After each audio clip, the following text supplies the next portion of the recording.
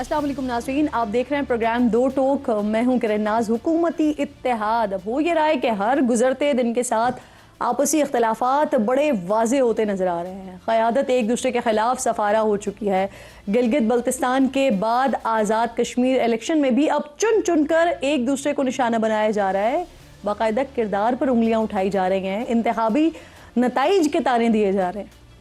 अगर नवाज शरीफ को ये कहेंगे कि वो पहली दफा या हमेशा जो है वो धांधली से वजीर आजम बने हैं, कोई पहली दफा मुल्क तोड़ के भी वजीर आजम बना था, ये बातें भी फिर होती हैं। अगर वजीर आजम ने जो वोट लिए उन वोटों को आप अगर फॉर्म 47 का कहते हैं तो सदर ने जो वोट लिए हैं वो किस फॉर्म के? अच्छा नाज़रीन, कुछ वज़रा ये तस्लीम कर रहे हैं नून लीग और पीपल्स पार्टी में जो दरार है वो आ चुकी है, लेकिन वो ये मानने को तैयार नहीं है कि ये दरार हुकूमत के जाने की निशानी है। उनके ख्याल में मौजूदा हालात में हाइब्रिड सिस्टम की कामयाबी में ही सबकी निजात है। अब आज़ाद कश्मीर में कल इलेक्शन का दूसरा मरहला होने जा रहा है, जिसमें मुजफ्फराबाद डिवीज़न की 9 और महाजरीन की 12 नशिस्तों पर उम्मीदवार मुंतखब किए जाएंगे। ये वही 12 नशिस्तें हैं कि जिस पर आज़ाद कश्मीर में इस वक्त भी लोग एहतजाज कर रहे हैं। इसी दौरान मकबूजा कश्मीर से हुर्रियत रहनुमा मीर वाइज़ उमर फारूक का बड़ा अहम बयान सामने आया है, जिसमें वो कह रहे हैं कि पाकिस्तान के मुख्तलिफ सूबों में मुकीम तकरीबन 30 लाख कश्मीरी महाजरीन के वोट के हक़ को और आइनी हैसियत को नज़रअंदाज नहीं करना चाहिए। उनके हुकूक जम्मू और कश्मीर के अवाम के इज्तिमाई हुकूक का एक लाजमी हिस्सा हैं और वो एहतराम और तहफ़्फ़ुज़ के मुस्तहक़ हैं। उन्होंने हुकूमत पाकिस्तान और एक्शन कमेटी से ये मुतालबा किया है कि वो संजीदा और बामायनी मुज़ाकरात का आगाज़ करें। एक और भी अहम मामला है, तो इस पर बात करके फिर मेहमानों की तरफ जाते हैं। इमरान खान साहब की सेहत के हवाले से सोशल मीडिया पर दिनों के बाद खबरें गर्दिश करती रहती हैं कि उनकी तबीयत ख़राब है, जिस पर बैरिस्टर गौहर ने बयान जारी किया है कि इमरान खान इस वक्त अस्पताल में ज़ेर इलाज नहीं है बल्कि जेल में कैद हैं। तो इन तमाम इशूज़ पर, अहम इशूज़ पर बात करने के लिए प्रोग्राम में मेरे इंतहाई मोअज़्ज़ज़ मेहमानों में स्टूडियो में मुझे सेनेटर अफनानुल्लाह साहब ज्वाइन कर रहे हैं। आपके वक्त की बेहद शुक्रगुज़ार हूँ। अस्सलाम वालेकुम। इसके साथ साथ वज़ीर इत्तलात खैबर पख्तूनख्वा जनाब शफ़ी जान साहब भी साथ मौजूद हैं, आपके वक्त की भी शुक्रगुज़ार हूँ। इसके साथ साथ कादिर मंदुखेल साहब पाकिस्तान पीपल्स पार्टी के अहम रहनुमा हैं। तीनों मोअज़्ज़ज़ मेहमानों की शुक्रगुज़ार हूँ। शफ़ी जान साहब, ज़रा आपसे बात का आगाज़ कर लेते हैं। सबसे पहले खान साहब की सेहत के हवाले से ही बात कर लेते हैं। हर थोड़े दिनों के बाद हम देखते हैं सोशल मीडिया पर इस तरह की खबरें गर्दिश कर रही होती हैं। अब आज बाकायदा तौर पर बैरिस्टर गौहर साहब ने इस बात की कि खान साहब की सेहत के मुताल्लिक इस वक्त कोई खदशात हैं या वो अस्पताल में हैं, उन्होंने इस चीज़ को न सिर्फ इसकी तरदीद की है बल्कि उन्होंने कहा है कि मुताल्लिका ज़राए ने उनको बताया है कि खान साहब सेहतमंद भी हैं और जेल में भी हैं। तो सर, आप भी कंफर्म कर रहे हैं इस बात को, और साथ साथ कि मुताल्लिका ज़राए कौन है जिन्होंने बैरिस्टर गौहर को बताया है? सबसे पहले किरण साहिब आपका शुक्रिया। देखिए, मुतल्लिक़ ज़राए तो गौहर साहब ही बता सकते हैं, उनसे राब्ता हुआ होगा। मुझसे तो कोई राब्ता नहीं हुआ, ना ही हुकूमत से, खैबर पख्तूनख्वा से किसी का राब्ता हुआ। वो बेहतर बता सकेंगे कि मुतल्लिक़ ज़राए कौन से हैं। अगर वो इस बातों की तरदीद कर रहे हैं तो इस वो हकीकत पे मबनी होगी। देखिए, बात बड़ी वाज़ेह है किरण साहिब, अगर इस किस्म के हालात जब बना दिए जाते हैं, जब आप एक आदमी को 9 महीने कैद तन्हाई में डाल देते हैं, इमरान खान साहब जो कि 90% लोगों का, पाकिस्तानी लोगों का लीडर है, इसको आप कट ऑफ कर लेते हैं। उनसे कोई मुलाकात नहीं हो रही, तभी सहूलत नहीं मिल रही, डॉक्टर की रसाई नहीं है, वकला का एक्सेस नहीं है, बहनों से मुलाकात नहीं हो रही, तो फिर इस किस्म की क्यास आराइयां जो है वो शुरू हो जाती है। इन तमाम तरह चीजों को, इन कयास आराइयों को खत्म करने का सबसे बेहतरीन जरिया ये है कि उनके जो बुनियादी हुकूक अच्छा, चलें मैं रिफ्रेश कर देती हूँ। मुझे बताइए कि खान साहब की पॉलिटिकल फैमिली, यानी आप और खान साहब की अपनी फैमिली, उनको यकीन है बैरिस्टर गौहर साहब के इन ज़राए पर और इस बात पर? देखिए, वो चेयरमैन है, इमरान खान साहब ने ही उनको चेयरमैन तहरीक इंसाफ नॉमिनेट किया है। अगर वो किसी किस्म की ट्वीट कर रहे हैं तो वो मतलब जिम्मेदारी से कर रहे होंगे। नहीं, आप एतबार करते हैं इन पर? फैमिली एतबार करती है? अलीमा खान साहिबा एतबार करती है? देखिए, फैमिली का जवाब तो फैमिली दे पाएगी। मैं तहरीक इंसाफ का हिस्सा हूँ। तहरीक इंसाफ मेरी पॉलिटिकल पार्टी है, मेरा घर है पॉलिटिकल। बिल्कुल वो चेयरमैन है, अगर उन्होंने ट्वीट किया है तो उसमें हकीकत जरूर शामिल होगी।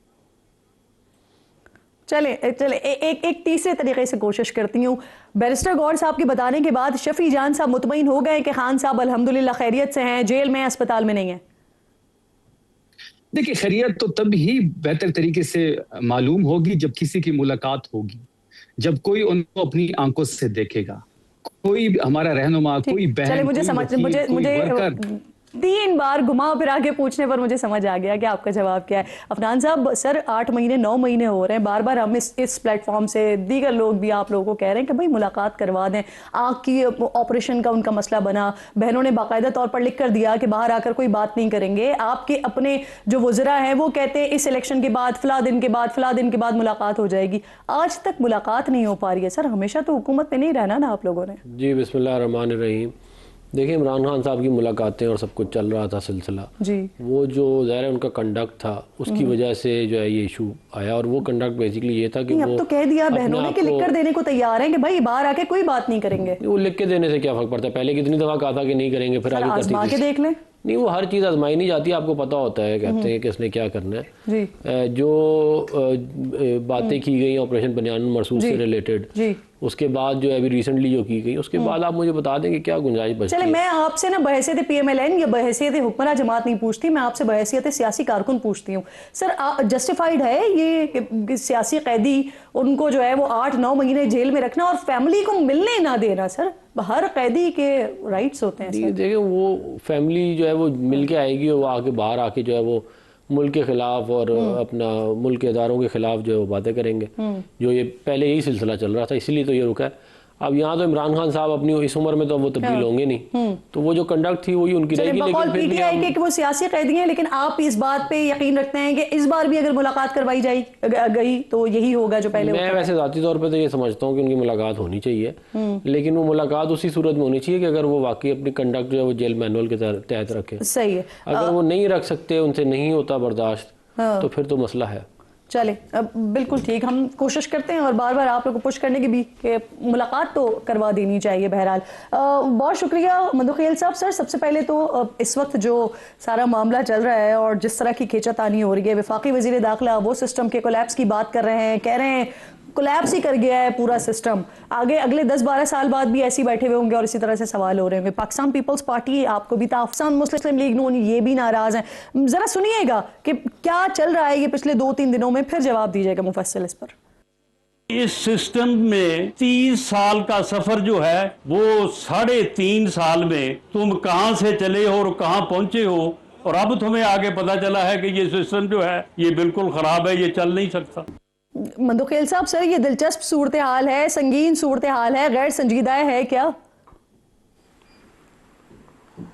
ये राना सनाउल्लाह साहब मोहसिन नकवी साहब को हमारे बड़ों का बरखुरदार बना रहे हैं, मगर ख़ुद जहाँ 9 महीने पंजाब का निगरान वज़ीर आला रहा है और उनको फॉर्म 47 के तहत जितवाया और फिर उन्हीं मुस्लिम लीग नून ने उनको सेनेटर बनाया, तो हमारे खाते में डाले। कभी कभार बरखुरदार भी नालायक हो जाते हैं, कभी बाग खाक भी कर लेता है, कभी बाग जो ना उससे जो ना ताल्लुकी का भी इजहार करते हैं। हमारे गले पे क्यों डाल रहे हो? आपका मोहसिन नकवी, पीपल्स आपको पार्टी का जिताया, कोई ताल्लुक आपको नहीं आपने है सेनेटर उनको बनाया। वजीर आला बनाने में, उनको वजीर दाखिला बनाने में। देखिए, ताल्लुक कहाँ से होगा? पीपल्स पार्टी की हुकूमत है ही नहीं है, शहबाज शरीफ साहब का काबीना है, उनकी मंजूरी के बगैर को वजीर बन नहीं सकते। क्या पीपल्स पार्टी ने रिकमेंड किया कि इसको वजीर दाखिला बना? राना सनाउल्लाह ने नहीं कहा कि शुक्र करो उसने वज़ीर आज़म का सीट नहीं मांगा। तो बात ये होता ना, इनको पता है कि वो एक ताकतवर वजीर है, लिहाजा मुंह पे चाले फड़ेंगे अगर कोई उसके खिलाफ बोलेंगे, तो इसी तरह ये चलता रहेगा। लेकिन मैं आपके तवज्जो से मोहसिन नकवी साहब से पूछना चाह रहा हूँ कि 9 महीने आप निगरान वज़ीर आला रहे, 2.5 साल से आप ताकतवर तरीन वजीर है, इवन के वज़ीर आज़म भी आपके अंडर है, आपको आज पता चला कि ये सिस्टम फरसुदा है? और फिर मुझे बता दो कि जनरल आयूब खान ने जब ये सिस्टम राइज किए वो बेहतर था, फिर जनरल ज़ियाउल-हक ने जो सिस्टम किए और मुस्लिम लीग नून को आज तक वो उनके इस पे आ रहा है, वो सिस्टम बेहतर था, या जनरल फैज़ ने RTS सिस्टम बिठा के वो बेहतर था? तो ये ज़रा तजवीज़ भी कर लेते कि बाबा ये सारे सिस्टम फेल हो गए और मैं भी 3.5 साल से खामोश रहा, अब ये वाला फार्मूला बेहतर है, वो तो बता देते वो। हाँ चले मैं ये सवाल ले जाती हूँ ना अफनान साहब के पास। अफनान साहब, ये इसलिए बड़ी इंटरेस्टिंग सूरत हाल है, इत्तेहादी हुकूमत है, PMLN की हुकूमत है, आपको सहारा पीपल्स पार्टी ने दिया हुआ है, वो भी वजीर दाखिला को मानने को तैयार नहीं है, आप भी वजीर दाखिला को मानने को तैयार नहीं है। सर, कैबिनेट आपकी, वजीर आजम आपके, लेकिन वो ये कह रहे हैं कि राना सनाउल्लाह साहब का बड़ा मजे का स्टेटमेंट है, वो कह रहे हैं 30 साल का सफर 3 साल में तय कर लिया है आपने। तो वजीर दाखिला तो आपके है ना सर, शहबाज शरीफ साहब की कैबिनेट है, वोट देकर आप लोगों ने तो उनको वजीर दाखिला बनाया ना फिर सर। नहीं, वो बिल्कुल है, हुकूमत का हिस्सा है, वो हमारी पार्टी का हिस्सा नहीं है वो। तो हुकूमत में जो है वो बिल्कुल है, इस तरह के 1-2 और भी हैं। तो और वो आपके सामने ही है सारा मामला। तो जहाँ तक नुमाइंदगी किसकी करते हैं? वो जिनकी नुमाइंदगी करते हैं, आप उनको बहुत अच्छी तरह जानती हैं। तो ये तनकीद आप वहाँ कर रहे हैं? देखें, सारे पाकिस्तान को पता है वो किसकी नुमाइंदगी करते हैं। मैं ये कह रहा हूँ, देखिए बात ये है कि नकवी साहब को ये चाहिए था कि वो ये बात काबीना में करते, काबीना में नहीं तो सेनेट में कर लेते, लेकिन इसको एक इस तरह मतलब कि एक फंक्शन में करना और फिर उसमें वज़ीर आज़म को इस तरह क्रिटिसाइज़ करना मेरा ख्याल है कि मौजू नहीं था। उसकी वजह से जो है हुकूमत को भी नुकसान पहुंचा है। वज़ीर आज़म साहब की तो उन्होंने तारीफ की है, 12-18 घंटे काम करते हैं, लेकिन साथ साथ उन्होंने ये कहा कि 12-18 घंटे काम करने से भी कुछ नहीं होगा क्योंकि सिस्टम कोलैप्स कर गया है। नहीं, वो तो खुद इस सिस्टम का जो है वो हिस्सा है। खुद जो है वो देखे ना, इंटीरियर मिनिस्ट्री जो है वो तो सिस्टम का हिस्सा ही है ना। पाकिस्तान क्रिकेट बोर्ड के चेयरमैन जो है वो सिस्टम का हिस्सा ही है। वैसे नहीं, सेनेटर और फिर क्या कहते हैं पार्ट टाइम फॉरेन मिनिस्ट्री भी कर लेते हैं, तो वो सारा का सारा सिस्टम का कहते हैं हिस्सा है। वैसे जो आप लोगों को तहफ़्फ़ुज़ात हैं, राना सनाउल्लाह साहब को तहफ़्फ़ुज़ात हैं, या दीगर पार्टी के मुख्तलिफ लोग जो बात करें, वज़ीर आज़म साहब से बात की गई और फिर क्या वज़ीर आज़म ने वज़ीर दाखिला से बात की इस बारे मामले में? देखिए, ये तो भी ज़ाहिर है, ये अभी इनिशियल स्टेज पर है। इनिशियल स्टेज पे आने वाले दिनों में मजीद मामला जो है वो सामने आ जाएगा। लेकिन देखें, हम जो है वो किसी भी अवामी मुफादात के ऊपर जो है वो किसी किस्म का जो है वो कॉम्प्रोमाइज़ नहीं करेंगे और जो हमारी पॉलिसी है हम उसी को लेके चलेंगे। ठीक। मेरा ख्याल है बेहतर ये होता है कि आपस में बैठ के बात कर ली जाती, लेकिन अब ज़ाहिर हो गया है तो फिर अब जो है उसको लेके चलते हैं। मैं एक बात कर दूं, देखें नकवी साहब जो थे वो अभी परसों जो है वो प्रेसिडेंट हाउस में थे और प्रेसिडेंट साहब से मुलाकात कर रहे थे। बड़ा नाराज हो रहे हैं पीपल्स पार्टी वाले के पिक्चर खिंचवाने के बाद, पता नहीं कहां से वाले ऐसे कह रहे हैं जैसे वो जानते ही नहीं है उनको, अब ऐसे कर रहे हैं जैसे जानते ही नहीं है। और अयूब खान का रेफरेंस दे के वो हमें कह रहे हैं कि जी वो जो अयूब खान के जो मसाइल थे वो आज तक चल रहे हैं, उस तरह तो अगर कहा जाए। मैं इससे ज़्यादा कुछ नहीं कहना चाहता, वरना तो काफ़ी लंबी कहानी है। सही सही। अच्छा शफी जान साहब, वैसे आप लोगों के लिए कोई उम्मीद की किरण पैदा हुई है क्या अभी? क्योंकि पिछले दिनों बहुत सारे आर्टिकल्स भी लिखे गए, फिर अब तो कुछ सहाफ़ी ये तक कह रहे हैं कि सितंबर तक उनको सारा जो सिस्टम है वो लिपटता हुआ दिखाई दे रहा है। तो ये जो अभी खींचातानी शुरू हुई है, इससे आप क्या देख रहे हैं? आपको कब तक नजर आ रहा है कि सिस्टम लपेट दिया जाएगा? देखिए किरण साहब भाई, अल्लाह की कुदरत है और सियासत बड़ी जालिम चीज है। वो नकवी साहब जिसके पीछे पीपल्स पार्टी और मुस्लिम लीग नून पीछे पीछे फिर के सर कह के इनकी हुकूमती उसने बनाई, आज उस मोहसिन नकवी से दोनों लाताउल्की का ऐलान कर रहे हैं। ये अल्लाह की कुदरत देखी। ये कहते थे कि मोहसिन नकवी साहब जहाँ पे वजीर दाखिला है, ये वजीर आजम भी बन सकते हैं। इनकी अपनी स्टेटमेंट्स हैं, हमारी स्टेटमेंट्स नहीं है। फिर इस सिस्टम से सबसे ज्यादा बेनिफिशियरी जो है वो मोहसिन नकवी है, इसमें तो कोई शक नहीं है। जब वो ये कह रहा है कि सिस्टम कोलैप्स कर गया है, तो इमरान खान की जो डे 1 से स्टैंडिंग थी, जो तहरीक इंसाफ की डे 1 से स्टैंडिंग थी कि कुफर का निज़ाम तो चल सकता है, जुल्म का निज़ाम नहीं चल सकता, वो सही साबित हुई। ये अल्लाह की शान है कि इमरान खान साहब ने जो पेशन गोई की है वो टाइम टू टाइम सब सही साबित हो रही है। ये दोनों पार्टियां, नून भी और पीपल्स पार्टी, ये एक दूसरे की इंश्योरेंस पॉलिसी है। ये पुरानी तनख्वाह पे काम करेंगे, इनके इख्तियार में कुछ नहीं है। एक की ख्वाहिश है कि उसकी बेटी वजीर आजम बने, जो उसके लिए सियासत कर रहा है, वो हर हद तक गिर सकता है, वो शिकस्त खुर्दा आदमी। और दूसरी की ख्वाहिश है जो दावत पीपल्स पार्टी की तरफ से आपको मिली है वो आप लोग कबूल नहीं कर रहे हैं। हम बेचते हैं चोरों के साथ हाथ मिलाने में, हम बेचते हैं। और जहां तक दूसरा शख्स जो जान बन जाओ वरना मुझे मार के सीधा करूंगा। बकवास कर रहे हो, चुप करो।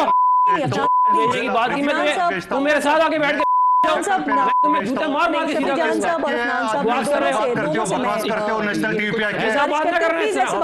सीधा करेंगे, वरना तुम्हें ऐसे तुम लग चला जाएगा। अफनान साहब ना आप भी मेरे लिए मैं आप दोनों से बारे में जो लोग बोलते हैं ना, मैं बताऊं मेरी बात ना करें प्लीज। अफनान साहब क्या बातें कर रहे हैं अफनान साहब? नहीं, इन्होंने क्यों बोले पहले? अफनान साहब देखिए मेरी बात नहीं, क्या बकवास की उन्होंने, आप उनको आप भी मोसेस हैं और ये हमें गालियां दे रहे हैं। लोग देख रहे होते हैं, अवाम देख रहे होते हैं। मैंने उनको रोका ना, लेकिन देखें मैंने तमाम जो मेरे तीनों मौजूद मेहमान यहाँ पे बैठे हुए हैं, मैंने इन तमाम के माइक्स को इस वक्त क्लोज करवा दिया है, क्योंकि ये तर्ज तखातुब और ये गुफ्तगू डेफिनेटली अच्छी नहीं है। अगर हम ब्रेक ले सकें क्या, हम एक चलें, ठीक है, हम इस सिलसिले को थोड़ा सा आगे बढ़ाते हैं। मखदूम साहब, मैं आपकी तरफ, कादिर साहब, मंदुखिल साहब, आपकी तरफ सवाल लेकर आ रही हूँ। मुझे ये फरमाइए सर, इस वक्त क्या देख रहे हैं सर आप? इससे पहले हमने पिछले दिनों देखा, जब पाकिस्तान पीपल्स पार्टी की तरफ से चाहे बजट हो, चाहे इलेक्शंस हो रहे हैं, जीबी के इलेक्शंस हो रहे हो, या इसके अलावा मामलात हों, पीपल्स पार्टी की तरफ से भरपूर तनकीद पीएमएलएन पर होती थी, लेकिन पीएमएलएन की जानिब से हमेशा बड़ा सब्र तहम्मुल का मुजाहरा किया जाता रहा है। लेकिन इस बार ये पहली दफ़ा ऐसी सिचुएशन डेवलप हो रही है कि जवाब दर जवाब चल रहा है। राना सनाउल्लाह साहब अगर आपको ताना देते हैं, आप उनको ताना देते हैं फॉर्म 47 का, वो आपको कहते हैं कि अगर फॉर्म 47 है तो फिर जो आपके सदर हैं वो कौन से फॉर्म के हैं ये भी बता दें। तो सर ये मामला यहां तक कैसे पहुंच गए कि अब बाकायदा पीएमएलएन की तरफ से आपको जवाब आने लगा है? देखिए, यकीनन वो सियासी पार्टी है और सियासी पार्टी यकीनन खामोश नहीं होंगे। ये जिस तरह गुलचाद के आशिक ने हमें बुरा भला कहा है, हम भी उनको बता देंगे तुम्हारा करैक्टर क्या है गुलचाद के आशिक, उस ये तो सवाल होंगे। लेकिन जब बिलो द बेल्ट बातें होगी और इस तरह टॉक शो में, नेशनल टीवी में, तो फिर उसके बाद टेम्परेचर तो हाई होगा। हमने तो सबसे पहले ये कहा कि जो आज़ाद कश्मीर में जो धांधली हो रही है, या इससे पहले जो जेबी में धांधली हुई है, हमने तो सबूत के साथ तो सामने चीज़ें दिखाई। आपको याद होगा हमारे साबिक वज़ीर-ए-आज़म राजा परवेज़ अशरफ ने जहां 10% जो है ना वो टर्न आउट हुआ है वोटर्स का, वहां 91 से लेके 99% वोट कास्ट हुआ है, बल्कि एक हल्के में तो 358 वोट थे और 462 कास्ट हुआ है। क्या ये चीज़ें हम नहीं बताए? क्या ये जो गुलाम मुस्तफ़ा मुग़ल है, पता नहीं कहाँ से, पटवारी भी दूसरा चीफ इलेक्शन कमिश्नर है, हमारे कारकुन जो है ना मुख्तार यूनुस को शहीद किया है, 3 को ज़ख्मी किया है, बैलेट बॉक्स उठा के ले गए गुंडे, 30 पोलिंग स्टेशन पे कब्जा किया मुस्लिम लीग नून के गुंडों ने, और ये शख्स शाम में आके बड़ी बेशर्मी से कहता है कि बड़ा पुरअमन हुआ, बड़ा शफाफ हुआ।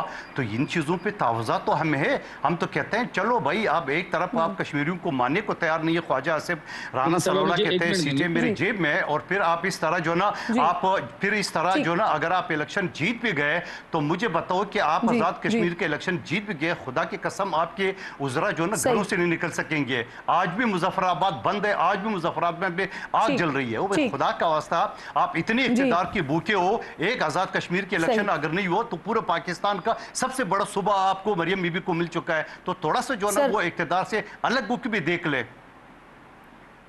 सर रानुमा है आप तीनों जो मौजूद मेहमान यहाँ पर बैठे हुए हैं, तो मैं आप तीनों से गुजारिश करूंगी कि नेशनल टीवी है, लफ्ज़ों का जो इंतखाब करें वो ज़रा संभल के करें। शफी जान साहब, मैं आपकी तरफ लेकर आ रही हूँ, लेकिन मैं गुजारिश करूंगी आपसे कि आपने जो बात करनी है आप करें, लेकिन प्लीज़ ज़रा लफ्ज़ों का इंतखाब सोच समझ कर करें। मैंने तो कभी बिलो द बेल्ट बात नहीं की, और मैंने अभी भी कोई बिलो द बेल्ट बात नहीं की। पता नहीं, मुझे तो आवाज नहीं आ रही थी। अफनान साहब ने वहां जो भी बात की, मुझे तो कोई आवाज नहीं आई उसकी, और मैंने आपसे बार बार पूछा कि वो क्या फरमा रहे, मैंने कोई बिलो द बेल्ट। चलें, बहुत अच्छी बात है आपको नहीं आई। मैं चाहती हूँ कि हम जो है वो अफहाम और तफहीम के साथ बात करें। सर प्लीज, अब मुझे अब थोड़ा सा हम इस बात को मज़ीद आगे बढ़ाते हैं। देखिए, पीपल्स पार्टी की देखिए, जहां तक पीपल्स पार्टी की बात है, जिनको इतनी शिकायत हैं मुस्लिम लीग नून से, तो पीपल्स पार्टी का तो बड़ा आसान सा हल है कि वो आईनी ओहदों के साथ क्यों चिपकी हुए हैं।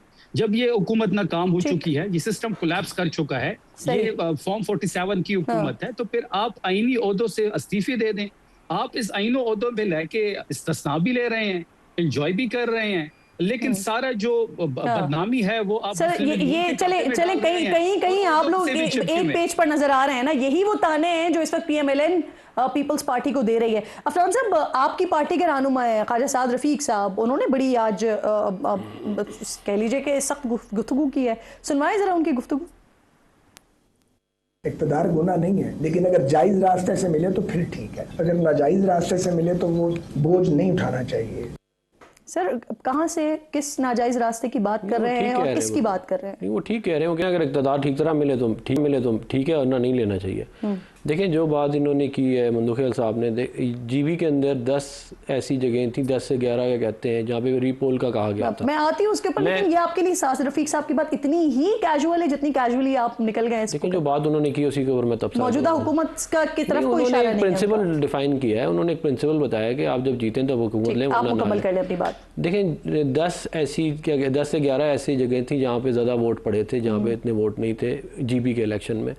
और उसके ऊपर जब हमने कहा कि रीपोल करें तो बिलावल साहब ने कहा कि मैं हुकूमत गिरा दूंगा अगर आपने रीपोल किया। तो फिर हमने रीपोल नहीं किया, वरना इनकी सीटें वहाँ पे कम होनी थी। तो ये जो एजेके के इलेक्शन में ये कह रहे हैं ना कि जी ये हो गया, तो ये उसका जो एविडेंस है वो कौम के सामने ले आए। देखिए ना, खाली कह देने से तो नहीं होगा ना। तो अभी भी कह रहे हैं ना कि मैंडेट अगर चोरी किया गया तो हुकूमत गिरा देंगे। सर वैसे गिलगित के कितने हलकों में जो आपने यहाँ पर बड़ा फामो तफहीम का मुजाहरा कर दिया कि फिर आपने रीपोल किया, रिकाउंटिंग की नहीं, फिर वहाँ पर रिकाउंटिंग नहीं की हमने, 2 हलकों में था बस, 2 हलकों में जो 2 हल्के ऐसे थे जो आपको लगता है कि वो आप जीत जाते? वो रीपोल नहीं होने दिया इन्होंने वहाँ। नहीं, अगर वो होते तो आप हम जीत जाते, क्योंकि उधर भी ऐसे ही हुआ था कि जितने वोट नहीं थे उतने ज़्यादा वोट पड़ गए थे। सही है। तो अब इस देखिए बात ये है कि जो भी कहीं कोई इलेक्शन में अगर कोई मसले हैं तो उसका तरीका ये है कि आप उस पर्टिकुलर इशू को हाईलाइट करें, बजाय इसके आप कहेंगे जी सारा इलेक्शन ऐसे। भाई हमारे हाथ में तो वहाँ हुकूमत है नहीं, हुकूमत आपकी है, पीपल्स पार्टी का जो है वो वजीर आजम है, उनके एसी है, उनका डीसी है, उनका आईजी है। एक छोटा सा ब्रेक लीजिए नाज़रीन, ब्रेक के बाद वापस आते हैं।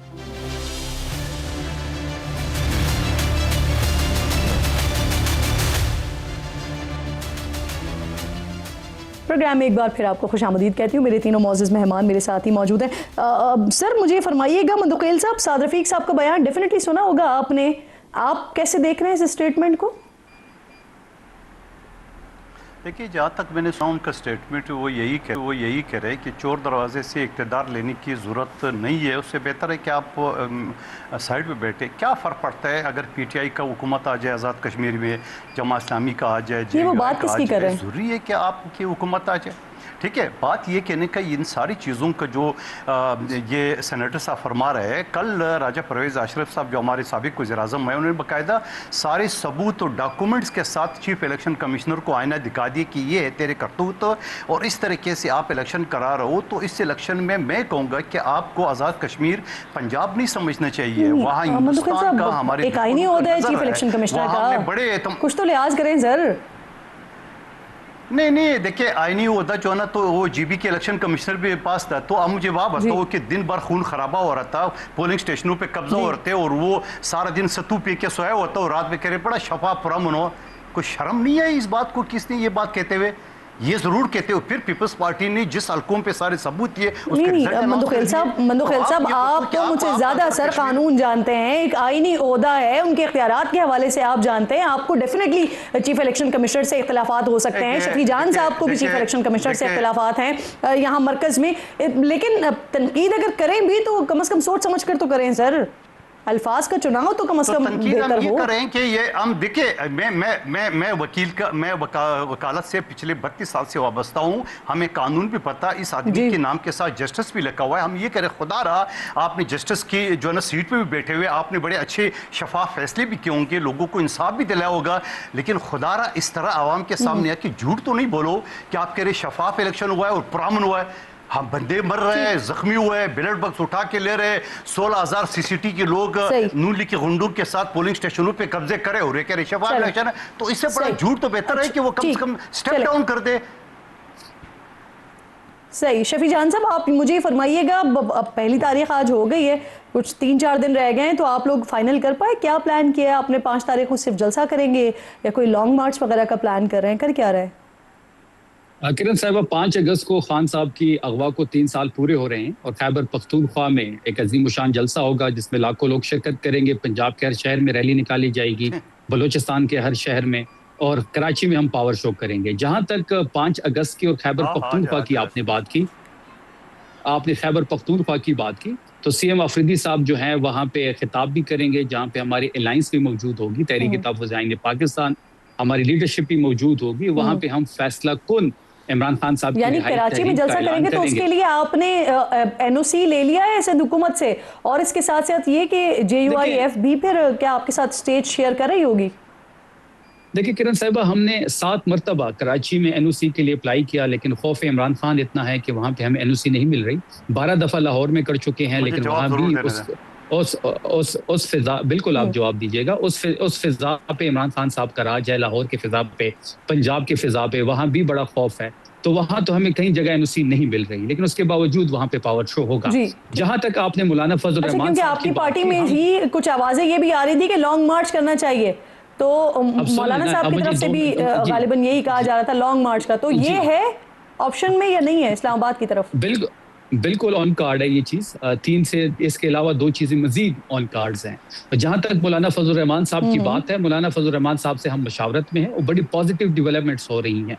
ये जो मीडिया पे क्यास आराइयां हो रही हैं कि मौलाना साहब ने ये डिमांड कर ली और तहरीक इंसाफ ने उनसे ये बात कही, अभी तक कोई ऐसी डिमांड उनकी तरफ से ना हमारी तरफ से हुई है, लेकिन हम बड़े क्लोज हैं तमाम तरह चीजों के, बड़ी पॉजिटिव मतलब चीजें हो रही हैं। थोड़ा सा ट्रस्ट का फुकदान है। मेरे प्रोग्राम में कामरान मुस्तफा साहब कह चुके हैं कि पाकिस्तान तहरीक इंसाफ से जो भी बात होगी वो ऑन रिटन होगी, कुछ भी बात बगैर लिखे नहीं होगी, ताकि दोनों जो है वो जो मामला तय पाए हों उस पर अमल कर सकें। देखिए फुकदान का जो एतमाद का फुकदान है, एतमाद का जो फुकदान है, एक तो ये मंदुखेल साहब को आज बड़ा ब्लड प्रेशर चढ़ा हुआ है, थोड़ा वेट कर ले अपनी बारी का। देखिए जहां तक एतमाद के फुकदान का बात है तो वो तहरीक इंसाफ की तरफ से भी है। हम खुद ये चाहते हैं कि इस बार जो भी GUI के साथ तय हो वो रिटन फॉर्म में हो, और बड़ी पॉजिटिव डेवलपमेंट्स हो रही है, और इस बार हम तहरीक में एज अ अलायंस आगे बढ़ना चाहते हैं। हम तमाम तरह सियासी कुव्वतों से बात कर रहे हैं, जो मकामी यहाँ पे जमातें हैं, जो मजहबी जमातें हैं, हम उनसे बात कर रहे हैं जो इस मौजूदा गैर आईनी गैर कानूनी हुकूमत के खिलाफ हो। सही। अच्छा मंदुखेल साहब, कल दूसरा मरहला होने जा रहा है आज़ाद कश्मीर में इलेक्शंस के हवाले से। बिलावल भुट्टो साहब ने जो धांधली के इल्जामात लगाए, फिर 2 अगस्त तक का उन्होंने अल्टीमेटम भी दिया था, तो कल वो भी खत्म होने जा रहा है। क्या प्लान किया है पाकिस्तान पीपल्स पार्टी ने? What next sir? जी, इस प्लान से पहले मैं आपको बता दूं कि PTI ने जो जनूबी पंजाब एहतियात से 100 दिन का मुआहदा किया, धोखा दिया है। PTI ने MQM के साथ मुआहदा किया, धोखा दिया है। PTI ने मौलाना साहब के साथ कई नशिस्तें की है, धोखा दिए जब ये स्पीकर के साथ उन्होंने मुज़ाकरात किए है। PTI ने मंजूर पश्तीन की PTM के साथ मुआहदा किया, 2 महीने से धोखा दिया है। तो आपने की कोई भरोसा नहीं करने वाला है, इन पे कोई भरोसा नहीं करने वाला है। सुन ले अब आप तसल्ली से सुन ले मेरे भाई, सुन ले मेरे भाई, तसल्ली से सुन ले। अभी तो आपने ही ऑफर की है PTI से हाथ बढ़ाया उनकी तरफ आपने सर। मैं किरण साहिबा, हम पीपल्स पार्टी इनकी तरबियत का अंदाजा अब यहाँ से लगा ले कि हम सियासी लोग हैं, हमने हाथ बढ़ाया है 2024 के इलेक्शन में भी, मगर इसकी तरबियत का जबान आप देख ले कि क्या जबान इस्तेमाल की उन्होंने। और दूसरी बात मैं एक चीज ये बता दूं कि ये इससे पहले भी सर आप बता रहे हैं ना कि PTI ने अगर हमेशा धोखा दिया है, तो मैं इस पर सवाल कर रही थी कि इस बार तो आपने ही हाथ बढ़ाया। अगर आपको इतनी ज्यादा उनकी तारीख मालूम है तो फिर हाथ क्यों बढ़ाया आपने? लेकिन वक्त मेरे पास अनफॉर्चुनेटली बिल्कुल खत्म हो गया है। आखिरी वर्ड अगर आप कहना चाहें मंदुखेल साहब, जल्दी से कह दें प्लीज। मैं ये कह रहा हूँ, ये कराची जब सुहेल अफरीदी साहब आ गए, हार पुल पहनाया, हमारे वज़ीरों ने इस्तकबाल किए, 2 दिन तक कराची और हैदराबाद के सड़कों में भटकते रहे, मगर 40-50 गाड़ियों के साथ कोई आवाम इकट्ठे नहीं कर सके। ठीक है, लेट्स सी पास करते हैं आप लोग भी और PTI भी। आप तीनों मौजूद मेहमानों की मैं बेहद शुक्रगुजार हूँ। एक छोटा सा ब्रेक लीजिए नाज़रीन, ब्रेक के बाद वापस आते हैं।